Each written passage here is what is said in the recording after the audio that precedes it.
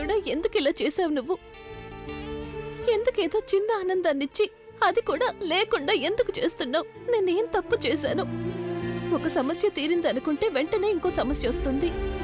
అలా బాధ పెట్టాలనుకున్నప్పుడు తట్టుకునే ధైర్యాన్ని ఎందుకు ఇవ్వడం లేదు? ఎందుకు నన్ను అంత బలహీనురాల్ని చేస్తున్నావు? ఎందుకు నిస్సహాయురాల్ని చేస్తున్నావు? నువ్వే చూసావు కదా ప్రవీణ్ ఏమన్నాడు. ప్రవీణ్ ఏమన్నాడంటే నేను బుల్బుల్ని కాపాడగలను అని. కానీ నేను బుల్బుల్ని కాపాడలేను, నువ్వే కాపాడాలి. నేనేమీ చేయలేను.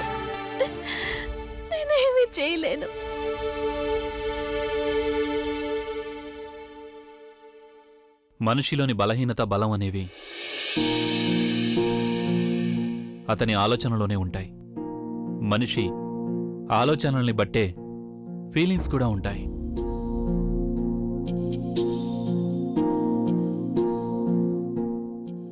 నేనేం చేయను, నాకేం అర్థం కావడం లేదు. మీరు కూడా విన్నారు కదా, బుల్బుల్ని కాపాడగలనని ప్రవీణ్ అనుకుంటున్నాడు. కానీ నేను ఏమీ చేయలేను. నేను నిస్సహాయురాలు అయిపోయాను. నువ్వేం చేయక్కర్లేదు. కేవలం నీకు ఆత్మవిశ్వాసం ఉంటే చాలు. నువ్వు గనక ఎవరికి ఏమీ ఇవ్వలేనప్పుడు ఇతరులకి ఆశైన ఇవ్వాలి కదా. బుల్బుల్కి ఏం జరగదని నువ్వు ప్రవీణ్కి నమ్మకం కలిగించాలి. నీకు నీ మీద నమ్మకం ఉన్నప్పుడే నువ్వు ప్రవీణ్కి కూడా నమ్మకం కలిగించగలుగుతావు. బుల్బుల్ కోలుకుంటుంది కదా.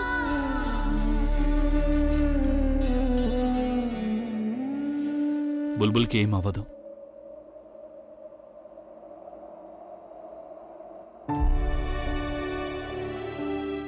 ప్రవీణ్ ఎంతో ప్రేమిస్తున్నాడు బుల్బుల్ని. ప్రవీణ్ ప్రేమే తనని బుల్బుల్కి దూరం కానివ్వదు.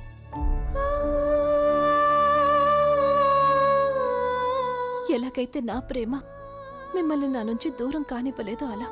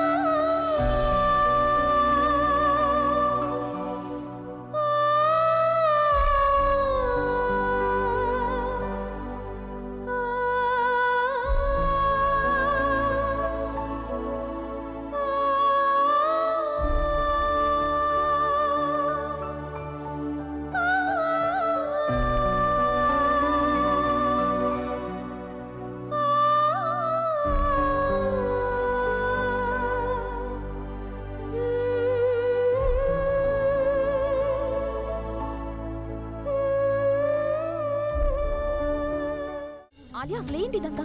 మాట్లాడకుండా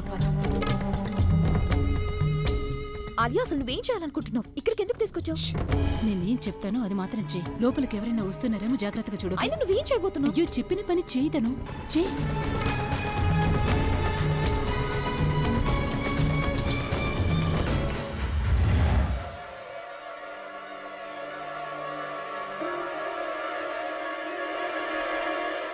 ఎస్.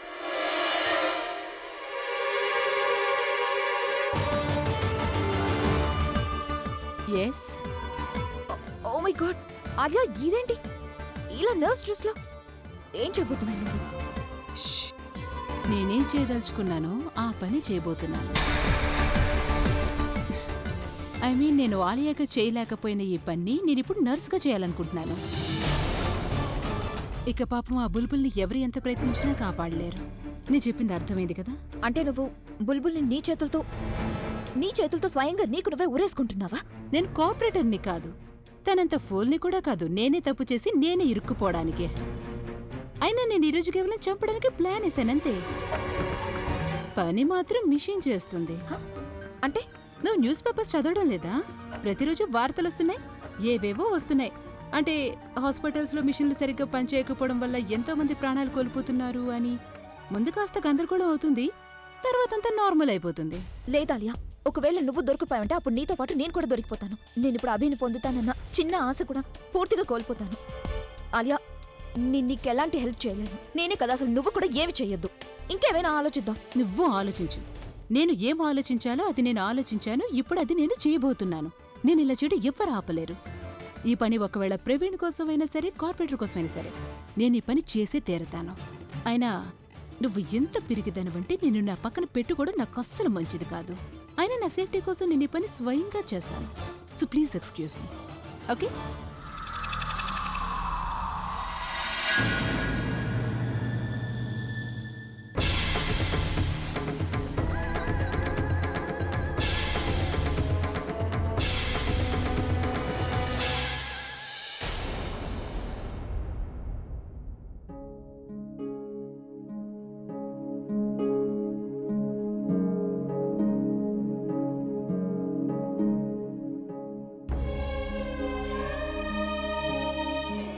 అత్తయ్య, అత్తయ్య మీరు అలసిపోయి ఉంటారు కదా, వెళ్ళండి.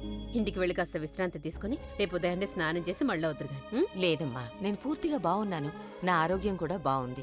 ఇప్పుడు నువ్వే నా మాట విని వెంటనే ఇంటికి వెళ్ళు. రాత్రంతా మేలుకొని ఉండడం నీ ఆరోగ్యానికి మంచిది కాదు. అత్తయ్య, నాకేమీ కాదు. మీకు తెలుసు కదా, బుల్బుల్ స్పృహలోకి రావడాన్ని నేను చూడనంత వరకు ఇక్కడి నుంచి నేను అసలు వెళ్ళలేను అత్తయ్య. ఆంటీ, అమ్మమ్మ, మీరిద్దరూ ఎందుకు ఇంత టెన్షన్ పడుతున్నారు? నేను ఇక్కడే ఉన్నాను కదా బుల్బుల్తో పాటు తన్ని చూసుకోవడానికి. మీరిద్దరూ ఇంటికి వెళ్ళి కొంచెం విశ్రాంతి తీసుకోండి ప్లీజ్. బుల్బుల్కి స్పృహ వచ్చేదాకా నేను ఇక్కడి నుంచి కదలే ప్రసక్తే లేదు. ఒక్కసారి తనకి స్పృహ వస్తే నేను ఇంటికి వెళ్తాను. ఆంటీ, ఒక విషయం చెప్పండి. డాక్టర్ గారు చెప్పారు కదా బుల్బుల్కి స్పృహ రావడానికి టైం పడుతుందని. అయినా మీరిద్దరూ ఇక్కడ కూర్చున్నంత మాత్రాన తనకి త్వరగా స్పృహ అయితే రాదు కదా.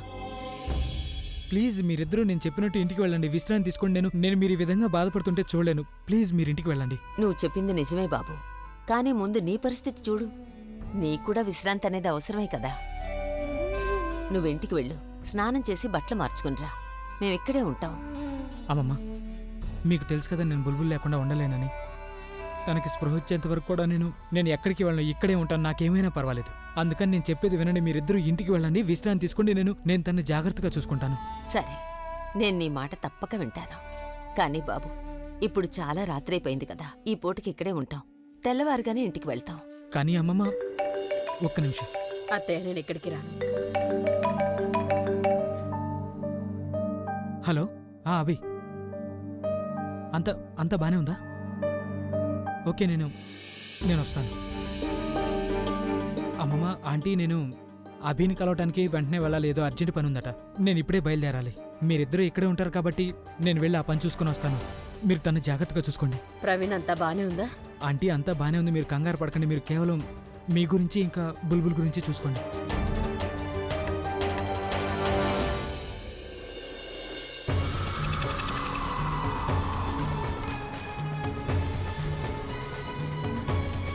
ఒక నిమిషం.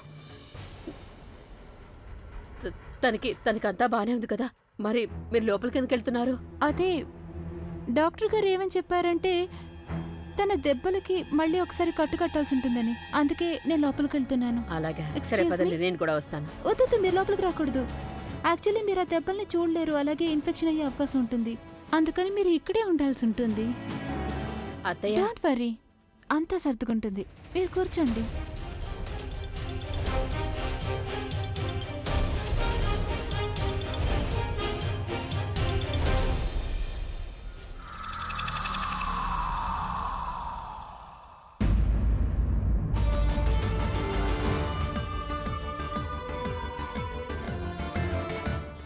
ఈరోజు జాగ్రత్తగా వినండి, ఇదంతా నేనే చేశాను.